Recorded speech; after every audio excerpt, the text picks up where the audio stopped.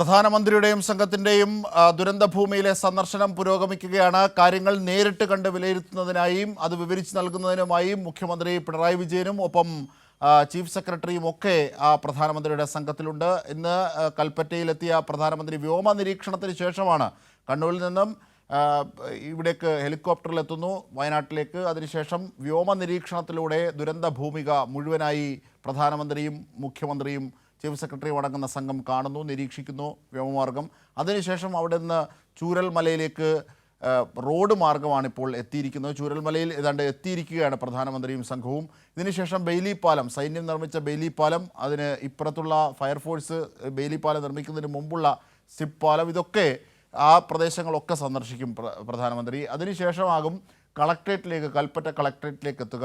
അതിനു മുമ്പ്, കളക്ട്രേറ്റിലേക്ക് എത്തുന്നതിന് മുമ്പ് മേപ്പാടിയിലെ സെൻറ്റ് ജോസഫ് സ്കൂളിൽ പ്രവർത്തിക്കുന്ന ദുരിതാശ്വാസ ക്യാമ്പ് സന്ദർശിക്കുന്നുണ്ട്. സ്വകാര്യ ആശുപത്രിയിൽ പരിക്കേറ്റ് കഴിയുന്നവരെ കൂടി പ്രധാനമന്ത്രി സന്ദർശിക്കുന്നുണ്ട്. ഇതാണ് പ്രധാനമന്ത്രിയുടെ ഷെഡ്യൂളായി ഇപ്പോൾ പറയുന്നത്. അനൂപിലേക്ക് തന്നെ പോയാൽ, നേരത്തെ അനൂപ് ഉണ്ടായിരുന്നത് മേപ്പാടിയിലെ ഈ ദുരിതാശ്വാസ ക്യാമ്പ് പ്രവർത്തിക്കുന്ന സെൻറ്റ് ജോസഫ് സ്കൂളിന് മുന്നിലായിരുന്നു. പക്ഷെ അവിടെ നിന്ന് സുരക്ഷാ ഉദ്യോഗസ്ഥർ നിങ്ങളെയൊക്കെ മാറ്റുന്നുണ്ടായിരുന്നു ആ സമയത്ത്. ഇപ്പോഴെവിടെയാണുള്ളത്? മാത്രമല്ല, പിൻവശത്ത് പശ്ചാത്തലത്തിൽ ഈ ചൂരൽമലയിലേക്ക് റോഡ് മാർഗം പോകുന്ന പ്രധാനമന്ത്രിയുടെ വാഹന വ്യൂഹവും കാണുന്നുണ്ടായിരുന്നു. ആ ചൂരൽമലയിൽ ഇതിനകം എത്തിയിട്ടുണ്ടാകും അല്ലേ? കാരണം അത്ര ദൂരമല്ലേ ഉള്ളൂ അവിടുന്ന്. അവിടെ എത്തിയതിനു ശേഷം അദ്ദേഹം ഈ ബെയിലി പാലത്തിലൂടെയും എത്തി അവിടെ ഈ ചൂരമലയെയും മുണ്ടക്കയെയും ബന്ധിപ്പിക്കുന്ന ബെയിലി പാലത്തിലൂടെ കടന്ന് ആ പ്രദേശത്തിന്റെ ദുരന്തത്തിന്റെ ആഘാതം മനസ്സിലാക്കുന്ന വിധത്തിൽ അവിടെ സഞ്ചരിച്ചു. അതിനുശേഷം തിരിച്ചെത്തി മറ്റൊരു വാഹനത്തിൽ ചൂരൽമലയിൽ നിന്ന് ഈ സ്കൂൾ റോഡ് ഭാഗം, അതായത് ഏറ്റവും കൂടുതൽ വീടുകളൊക്കെ ഉണ്ടായിരുന്ന ഒരു സ്ഥലമായിരുന്നു അത്, വെള്ളരിമല വില്ലേജിന്റെ ഒക്കെ പിൻഭാഗത്തായിട്ട്, ആ സ്ഥലത്തുകൂടി സ്കൂൾ റോഡിലേക്കും പ്രവേശിച്ചു എന്നാണ് നമുക്ക് മനസ്സിലാക്കാൻ സാധിക്കുന്നത്. അവിടെ നിന്ന് ഇപ്പോൾ തിരിച്ച് പുറപ്പെട്ടു മേപ്പാടിയിലേക്ക് എന്നാണ് നമുക്ക് കിട്ടുന്ന വിവരം. അതിനുശേഷം ഇവിടെ മേപ്പാടിയിൽ, ഞാനിപ്പോൾ നിൽക്കുന്നത് മേപ്പാടി സെന്റ് ജോസഫ് സ്കൂളിൽ തന്നെയാണ്, അതിന് തൊട്ട് സമീപത്താണ്. അവിടെ ഈ ക്യാമ്പിലേക്ക് അദ്ദേഹം എത്തും. ഒരുപക്ഷെ വിംസ് ആശുപത്രിക്ക് പോയതിനു ശേഷം തിരിച്ചു വരുമ്പോഴോ അല്ലെങ്കിൽ ആദ്യം ഇവിടെ എത്തി ഇവിടെ സന്ദർശിച്ച് പിന്നീട് വിംസ് ആശുപത്രിയിലേക്കോ പോകുന്ന വിധത്തിലായിരിക്കും അദ്ദേഹത്തിന്റെ യാത്ര എന്നാണ്. ഏതായാലും അന്തിമമായ ഒരു സന്ദർശന ഇടം വ്യക്തമല്ല. എങ്കിലും ഇവിടേക്ക് എത്തും ഏതാണ് എന്ന ഉറപ്പാണ്. ഇവിടെ പോലീസ് സംവിധാനങ്ങളും സുരക്ഷാ ക്രമീകരണങ്ങളും എല്ലാം സജ്ജീകരിച്ചിട്ടുണ്ട്. പോലീസുകാർ നേരത്തെ തന്നെ ഇവിടങ്ങളിൽ നിന്ന് റോഡിന്റെ ഇരുവശത്തും വാഹനങ്ങൾ പാർക്ക് ചെയ്യുന്നതും മറ്റും ഒഴിവാക്കിയിട്ടുണ്ട്. റോഡ് മുഴുവൻ ഒരാളും പ്രവേശിക്കാത്ത വിധത്തിൽ അല്ലെങ്കിൽ റോഡിലോ മറ്റു വാഹനങ്ങൾ കടന്നു പോകാത്ത വിധത്തിലാണ് ഈ വിംസ് മെഡിക്കൽ കോളേജ് വരെയുള്ള, അതായത് കൽപ്പറ്റയിൽ നിന്ന് മേപ്പാടി ടൗണിൽ നിന്ന് ചൂരമല ഭാഗത്തേക്കും പിന്നീട് മേപ്പാടി ടൗണിൽ നിന്ന് വിംസ് ആശുപത്രിയിലേക്കും പോകുന്ന വഴികളിലെല്ലാം തന്നെ ഇത്തരത്തിലുള്ള നിയന്ത്രണം ഏതാണ്ട് 10 മണിക്ക് തന്നെ ഏർപ്പെടുത്തിയിരുന്നു. ഇപ്പോൾ ഒരു വാഹനവും ഇതിലൂടെ കടന്നു പോകുന്നില്ല. വാഹനങ്ങൾ വഴിതിരിച്ചു വിട്ടിരിക്കുകയാണ്. ആ വിധത്തിൽ ഇന്നലെ തന്നെ ഇത് സംബന്ധിച്ച് പോലീസ് ഒരു ക്രമീകരണ സംവിധാനം ഏർപ്പെടുത്തിയിരുന്നു. അതുകൊണ്ട് ഈ ഭാഗത്തു കൂടി ഒന്നും വാഹനങ്ങൾ ഇപ്പോൾ പോകുന്നില്ല. ഏതായാലും അല്പസമയത്തിനകം ഇവിടേക്ക് എത്തും. ചുരൽമലയിൽ നിന്ന് ഏതാണ്ട് 15 മിനിറ്റ് മാത്രമേ എടുക്കുള്ളൂ. വഴി അല്പം ദുർഘടമാണ്.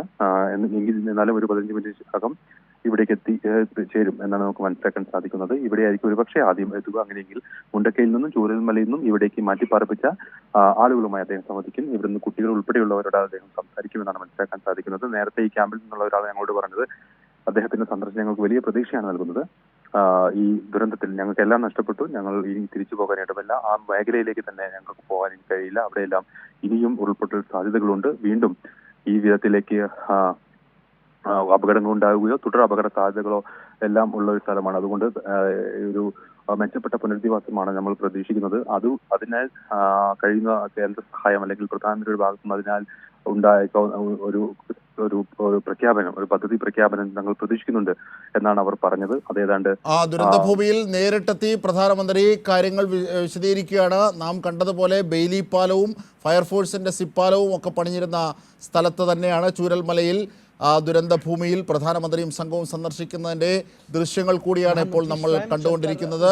ഇതിനുശേഷമാണ് ഇനി മേപ്പാടിയിലെ ദുരിതാശ്വാസ ക്യാമ്പിലേക്ക് പ്രധാനമന്ത്രി നീങ്ങുക. കേന്ദ്ര സഹമന്ത്രിയും ജില്ലാ കളക്ടർ മേഘശ്രീയും ചീഫ് സെക്രട്ടറിയും ഒക്കെ അവിടെയുണ്ട്.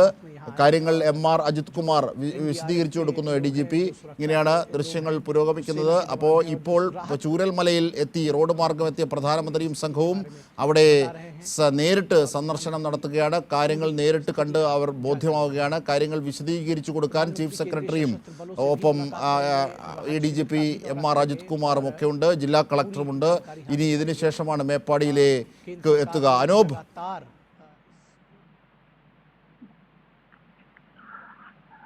അജിംഷാദ് കേൾക്കാമെങ്കിൽ അല്പസമയത്തിനകം തന്നെ ഇപ്പോൾ ഈ വരുന്ന ദൃശ്യങ്ങൾ അല്പസമയം മുൻപ് സംഭവിച്ചതാണ്. അവിടെ നിന്ന് ഈ അദ്ദേഹവും സംഘവും ഇപ്പോൾ ഇറങ്ങി ഇപ്പോൾ മേപ്പാടി ടൗണിലേക്ക് എത്തി. മേപ്പാടി ടൗണിൽ നിന്ന് വടുവഞ്ചാൽ ഭാഗത്തേക്ക് പോകുന്ന റോഡിലൂടെ സഞ്ചരിച്ച് വിംസ് മെഡിക്കൽ കോളേജിലേക്ക് എത്തിച്ചേരും എന്നാണ് നമുക്ക് മനസ്സിലാക്കാൻ സാധിക്കുന്നത്. അങ്ങനെയെങ്കിൽ ആ ദൃശ്യങ്ങൾ നമുക്കിപ്പോൾ സെന്റ് ജോസഫ് സ്കൂളിന്റെ പരിസരത്ത് നിന്ന് പകർത്താനാവും.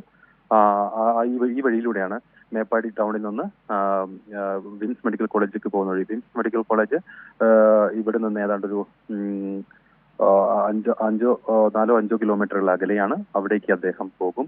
അതിനു മുൻപ് ഈ ക്യാമ്പിലേക്ക് തന്നെ അദ്ദേഹം എത്തും എന്നാണ് പ്രതീക്ഷിക്കുന്നത്. അതിനുള്ള സുരക്ഷാ ക്രമീകരണങ്ങൾ സജ്ജീകരണങ്ങളിലൂടെ പൂർത്തിയാക്കിയിട്ടുണ്ട്. ഇവിടേക്ക് എത്തിയതിനു ശേഷം ഇവിടെ നിന്നായിരിക്കും ഒരുപക്ഷെ മെഡിക്കൽ കോളേജിലേക്ക് പോവുക എന്നാണ് നമുക്ക് മനസ്സിലാക്കാൻ സാധിക്കുന്നത്. ഏതായാലും ഈ വഴി ഉള്ള ഗതാഗതമെല്ലാം നേരത്തെ ഞാൻ പറഞ്ഞതുപോലെ അതിനുവേണ്ടി സജ്ജീകരിച്ചിട്ടുണ്ട്.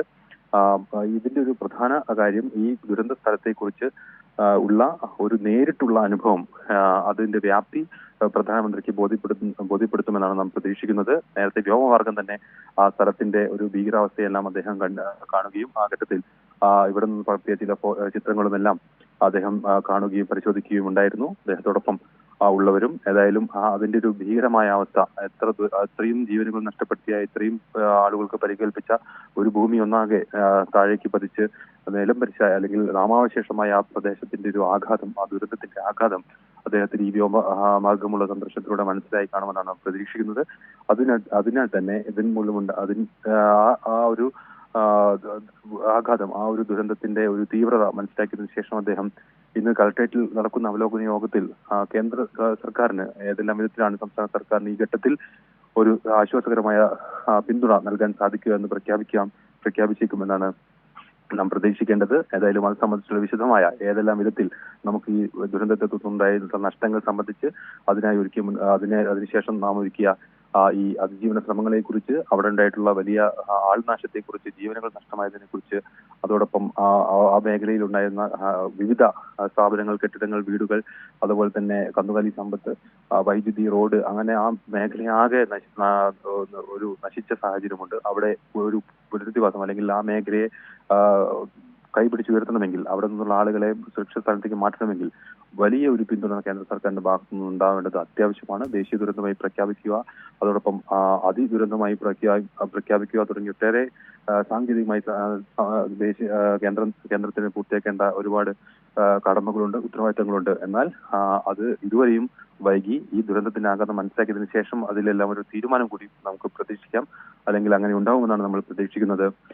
അങ്ങനെയെങ്കിൽ ദേശീയ ദുരന്തമായി പ്രഖ്യാപിക്കുകയും മറ്റും ചെയ്യുകയാണെങ്കിൽ നമുക്ക് ഇതിനുള്ള പിന്തുണ വർദ്ധിക്കും. അങ്ങനെയെങ്കിൽ ഇവരുടെ പുനരധിവാസത്തിന് നമുക്ക് സംസ്ഥാനത്തിന്റെ ഈ വലിയ പ്രതിസന്ധികൾക്കിടയിൽ സംസ്ഥാനം എല്ലാ വിധത്തിലുള്ള പിന്തുണയും സഹായവും അല്ലെങ്കിൽ അതുമായി ബന്ധപ്പെട്ടുള്ള നടപടികളാണ് പൂർത്തീകരിക്കുന്നത്. ടൗൺഷിപ്പ് ഉൾപ്പെടെ അവരുടെ പുനരധിവാസം, അവരുടെ വരുമാന മാർഗമൊക്കെ ഉൾപ്പെടുത്തിക്കൊണ്ടുള്ള ഒരു പുനരധിവാസ പദ്ധതി സംസ്ഥാന സർക്കാർ മുന്നോട്ട് വെച്ചിട്ടുണ്ട്. അതിന് ഈ വലിയ പിന്തുണ അനിവാര്യമായി വരും. ഏതായാലും ആ ദുരന്തത്തിന്റെ വലിയ ആഘാതശേഷി, അതിന്റെ ശേഷി, ദുരന്തത്തിന്റെ ശേഷി ഈ വിധത്തിൽ കണ്ട് മനസ്സിലാക്കിയതിനു ശേഷം പ്രധാനമന്ത്രി അതിലൊരു തീരുമാനം എടുക്കും, അല്ലെങ്കിൽ കേന്ദ്ര സർക്കാരിന്റെ ഭാഗത്തുനിന്ന് ഈ സംസ്ഥാനത്തെ ആവശ്യങ്ങളോട് അനുഭാവപൂർണ്ണമായ സമീപനം ഉണ്ടാകുമെന്ന് തന്നെയാണ് പ്രധാനമന്ത്രിയുടെ സന്ദർശനത്തിനിടെ നമുക്ക് പ്രതീക്ഷിക്കാവുന്നത്. ഏതായാലും ക്യാമ്പുകളിലെത്തി, ക്യാമ്പുകളിൽ നിന്നുള്ള ആളുകളോട് സംസാരിച്ച്, അതോടൊപ്പം ആശുപത്രിയിൽ പരിക്കേറ്റ് ചികിത്സയിൽ കഴിയുന്നവരോട് സംസാരിച്ച് അദ്ദേഹം കളക്ടറേറ്റിൽ അവലോകന യോഗത്തിനായി എത്തും. അവിടെ വെച്ച് ഈ വിധത്തിൽ ഇതുമായി ബന്ധപ്പെട്ട ഔദ്യോഗികമായി പൂർത്തീകരിച്ച കാര്യങ്ങളെക്കുറിച്ച് ഒരു വിശകലനവും നടക്കും. അതിനുശേഷമായിരിക്കും ഒരു പക്ഷേ അദ്ദേഹം മുഖ്യമന്ത്രിയോട് ഉൾപ്പെടെ കേന്ദ്ര സർക്കാരിന്റെ പിന്തുണ സംബന്ധിച്ചൊരു തീരുമാനം അറിയിക്കുക, അല്ലെങ്കിൽ അതിനുശേഷം ഏതായാലും ഒരു ശുഭകരമായ ഒരു വാർത്തയാണ് നമ്മൾ ഏതായാലും പ്രധാനമന്ത്രിയുടെ സന്ദർശനത്തിന് ശേഷം പ്രതീക്ഷിക്കുന്നത്.